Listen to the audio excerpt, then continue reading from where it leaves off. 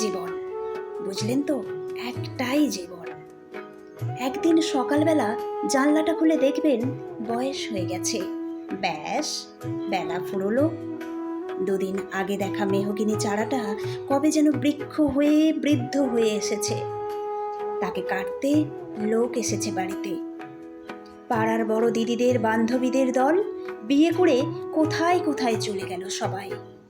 সারা বেলা কাস্ত যে বৃদ্ধ লোকটা, তাকে সবাই মিলে কাঁধে করে নিয়ে চলে গেল একদিন। সদ্য গোঁপছাটা লাজুক ছেলেটা ঘর ছাড়লো, পাড়া ছাড়লো, ইউনিভার্সিটি গিয়ে আর ফিরলই না কোনোদিন।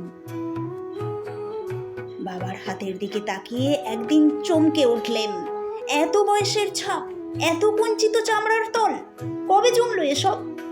এই তো সেদিন রাগী মানুষটা অফিস থেকে ঘরে ফিরবে বলে সারা দিন কিচকিচ শব্দে ঘুরতে থাকা সিলিং ফ্যানটা পর্যন্ত চুপ করে যেত।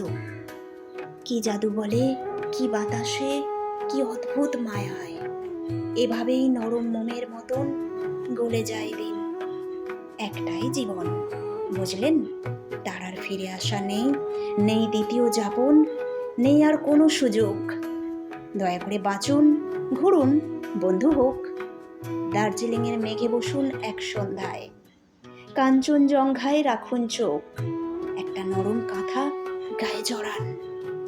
সমুদ্রের ঢেউ আর এক ফোঁটা আলোর মুখোমুখি হয়ে ভাবুন, এক অলৌকিক অভিজ্ঞতার মুখোমুখি হয়েছেন আপনি। হৃদয় প্রসারীর ক্ষুদ্র দুঃখ সব তুচ্ছ করাই যায়। একটা জীবন, বুঝলেন তো? একটাই জীবন।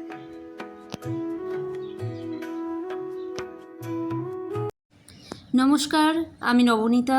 আমার নতুন একটি ব্লগে আপনাদের অনেক স্বাগত। ছেলে স্কুলে যাবে, তাই সকাল 5:30টায় আমি উঠেছি। উঠেই একেবারে তাড়াহুড়ো করে একটু ফ্রেশ হয়ে রেডি হয়ে নিয়েছি আমি আগে। এরপর আটা মেখে একটা রুটি বানালাম, সেটা দিয়ে একটু জ্যাম রোল বানিয়ে দিলাম আর কাজু কিশমিশ দিয়েছি। আর ওকে এখন খাওয়াবো বলে একটু দুধ কর্নফ্লেক্স ভিজিয়েছিলাম। তবে কর্নফ্লেক্সটাকে ভিজিয়ে দুধের মধ্যে আমি একেবারে সেরেলাকের মতন চামচ দিয়ে ঘেঁটে ঘেঁটে করে দিয়েছি, কেন কি এখন আর চিবিয়ে খাওয়ার মতো, বসে বসে খাওয়ার মতো অতটা সময় নেই, তাই তাড়াহুড়ো করে খাইয়ে দিয়েছি। আর এদিকে জামাটা রেডি করে রেখেছি, খাওয়া হয়ে গেলে জামাটা পরিয়ে দেব। সকালবেলা বাচ্চাকে তুলে রেডি করানো খুব মুশকিল। ছোট বাচ্চা, এই এত সকালবেলা স্কুলে যাওয়া মানে খুব কষ্টের একটা ব্যাপার। কিন্তু রোজই কান্নাকাটি করে, সকালবেলা একটু উঠতে চায় না, কিন্তু কিছু করার নেই। একদিক দিয়ে আবার মর্নিং স্কুলটাই ভালো। 12টার মধ্যে বাচ্চা বাড়িতে চলে আসলো। 12টা, আমার ছেলে আস্তে আস্তে 12:30 বেজে যায়, তো 12:30টার মধ্যে চলে আসলো। এবার সারাদিন ঘরে থাকবে, স্নান করে খাওয়া দাওয়া করে ঘুমানোর সময়টুকু পাবে। তো সেই জন্য আমার তো আবার মর্নিং স্কুলই ভালো। একটু সকালবেলা উঠতে হয় আমাকে, কারণ আমার ছেলে যেহেতু 6:30টায় বেরোয়, আমাকে ওর টিফিন রেডি করা, ওকে রেডি করা, সব কিছু করতে করতে আমাকে 5:30টায় উঠতেই হয়। 5টায় উঠলে ভালো হয়, কিন্তু আমি আর পারি না, 5:30টায় উঠি। তো যাই হোক, 5:30টায় মানে সকাল সকাল ওঠাটা তো ভালো, এমনিতে সকালবেলা উঠলে কি অনেকগুলো কাজ হয়ে যায়। তো সেই জন্য মর্নিং স্কুলটাই আমার খুব পছন্দের। আর লেফট থেকে বেরিয়ে ওর পাপা ওকে কোলে নিয়ে নিল, কারণ আজকে একটু লেট হয়ে গেছি আমরা, তাই জন্য বলল তোকে আর হেঁটে যেতে হবে না, অটো দাঁড়িয়ে আছে, তাই জন্য কোলে নিয়ে তাড়াহুড়ো করে যাচ্ছে। তারপর স্কুল থেকে ওকে দিয়ে এসে একটু জল ফোটাতে বসিয়েছি। বর্ষাকাল তো, যতই যাই হোক আমার ছেলেকে একটু ফুটিয়ে জল খাওয়াবো বলে জলটা ফোটাতে বসিয়েছি। আর এদিকে আজকে একটু কাঁকরোল দিয়ে আলু দিয়ে একটা সবজি বানাবো রুটির জন্য, জলখাবারে ওর বাবা খেয়ে যাবে। আর বরবটি আলুর একটা তরকারি। আর এদিকে ভাতটা বসিয়ে দিয়েছি, ভাতটা হালকা ফুট ধরেছে। ভাতটা হতে থাক, ততক্ষণে আমি সবজিগুলো সব কেটে রেডি করে নিয়েছি। এবার আটাটা মেখে রুটি বানাচ্ছি। তবে প্রত্যেকবার রুটি বানাতে গিয়ে আমার একজন মানুষের কথা খুব মনে পড়ে, যার কাছ থেকে আমি রুটি বানানো শিখেছি। এই রুটি বানানো শেখার পেছনে আমার জীবনে একটা খুব ছোট্ট এবং মজার গল্প আছে। আমার যেহেতু মা খুব ছোটোবেলায় মারা গেছেন, তো মায়ের কাছ থেকে কাজ শেখার যে অবকাশ সেটা আমি পাইনি। তো সেই জন্য নিজে নিজেই অনেকটা শিখেছি। এখন তো ইউটিউব দেখেই রান্না শেখা যায় অনেক কিছু, সেগুলো শিখেছি। তার সাথে কেউ কিছু ভালো রান্না যদি কারো বাড়িতে গিয়ে কিছু ভালো রান্না খায়, তার কাছ থেকে সঙ্গে সঙ্গে রেসিপিটা জেনে নিই কীভাবে বানিয়েছে। এইভাবেই আমার রান্না শেখা। যাই হোক, আমি যখন আমার ঠাকুমাদের জয়েন্ট ফ্যামিলি মানে একেবারে বড় ফ্যামিলি। আমার দাদুর 4 ভাই, আমার বাবারা 5 ভাই, এরকম একটা ভরা জয়েন্ট ফ্যামিলি। দাদুর খুড়তুতো ভাইয়েরা, তো অনেকটা বড় একটা পাড়া, অনেক অনেক মেম্বার ফ্যামিলিতে। তো ওখানেই ছোটোবেলায় বড় হওয়া। মা না থাকলেও কাকিমা, জেঠিমা, ঠাকুমারা অনেকেই ছিলেন। তো একদিন ঠাকুমা রুটি বানাচ্ছে, সেই সময় আমি ঠাকুমার রুটি বানানো দাঁড়িয়ে দাঁড়িয়ে দেখছি, কিন্তু বুঝতে পারছি না ট্রিক্সটা কী, যে প্রত্যেকটা রুটি এরকম একদম ফুলকো লুচির মতো ফুলছে কী করে, এটা আমি কিছুতেই বুঝতে পারছি না। দেখছি কিন্তু বুঝতে পারছি না।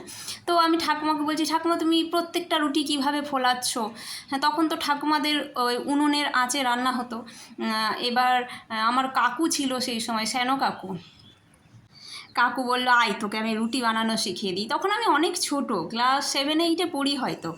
যাই হোক, কাকু আমাকে এরমভাবে শিখিয়ে দিয়েছিল যে প্রথমে একটা পিঠ অল্প করে ভাজবি, ভেজে অল্প ভাজা হয়ে গেলে সেটা একটা পিঠ উল্টে দিবি, পরের পিঠটা সেকেন্ড পিঠটা খুব ভালো করে ভাজবি, ভাজা হলে তারপরে উল্টে, তারপরে একটা রুটির ওপর আরেকটা রুটি চেপে ভালোভাবে রুটি মানে চেপে চেপে ঘুরিয়ে ঘুরিয়ে চেপে চেপে একটু ঘোরাবি, তো রুটিটা খুব ভালোভাবে ফুলে যাবে। এইভাবে একটা পিঠ অল্প ভাজা হয়েছে, তারপর রুটিটা উল্টে দিলাম, উল্টো পিঠটা এবার খুব ভালোভাবে ভাজা হবে, তারপরে উল্টে একটা রুটির ওপর আর একটা রুটি চাপে দিয়ে চেপে চেপে ঘুরিয়ে ঘুরিয়ে রুটিটাকে ফোলাতে হবে।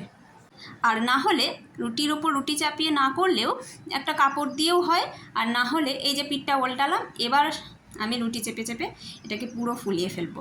না হলে এটাকে সেঁকনি দিয়ে, রুটি সেঁকা দিয়ে আর কি, ওটা দিয়ে সেঁকে নিলেও হবে।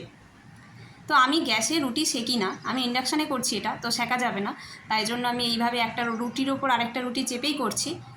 আর গ্যাসে যারা করবে তারা রুটি সেঁকা দিয়ে রুটি সেঁকে নিতে পারে, কিন্তু গ্যাসে রুটি সেঁকা খাওয়া এটা শরীরের জন্য ভয়ঙ্কর ক্ষতিকর।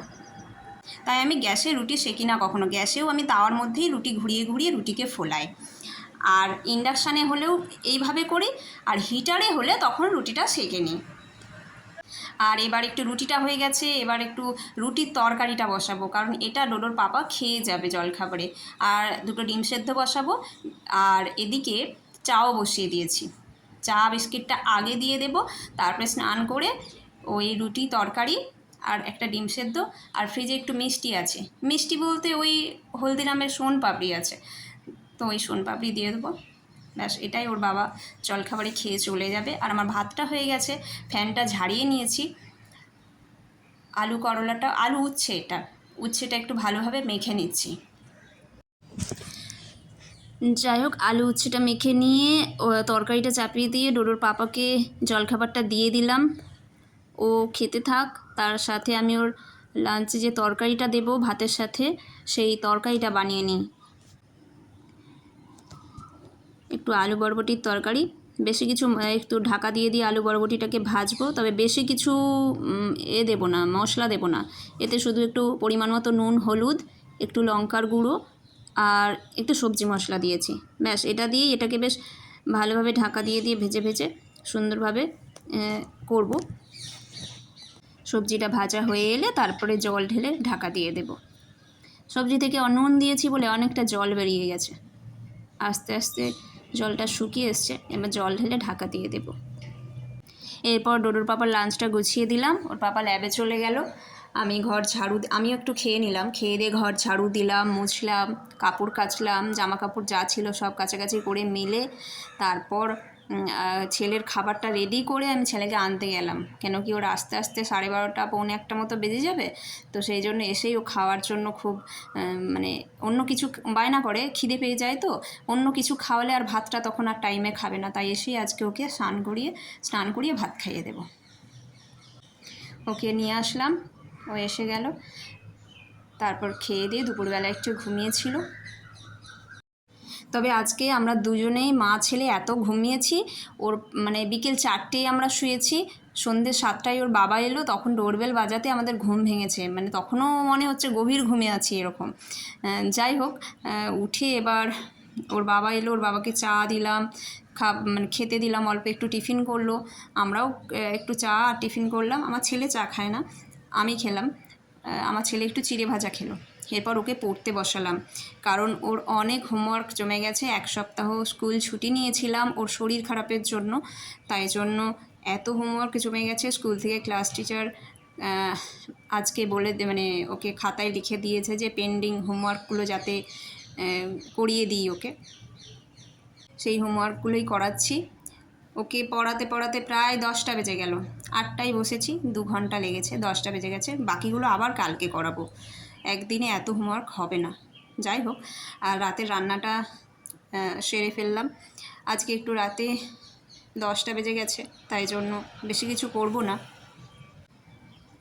একটু আলু সেদ্ধ, ডাল আর ডিম সেদ্ধ। ওই দুটো ডিম সেদ্ধ দিয়েছি, কারণ আলুর সাথে ডিমটা মেখে দেব। আর একটু বেশ মোটা করে গাঢ় করে একটু মুসুর ডাল করব। তারপরে বাটার বা ঘি যেটা হোক দিয়ে খাইয়ে দেবো ছেলেকে। আজকের ভিডিওটা তাহলে এখানেই শেষ করছি। সবাই ভালো থাকবেন, সুস্থ থাকবেন। খুব তাড়াতাড়ি দেখা হচ্ছে আমার পরের ব্লগে। তবে আপনি যদি আমার চ্যানেলে নতুন হয়ে থাকেন তাহলে চ্যানেলটি সাবস্ক্রাইব করে পাশে থাকার অনুরোধ রইল। আর ভিডিওটি ভালো লাগলে একটা লাইক করে দেবেন। সবাই ভালো থাকবেন। Bye bye.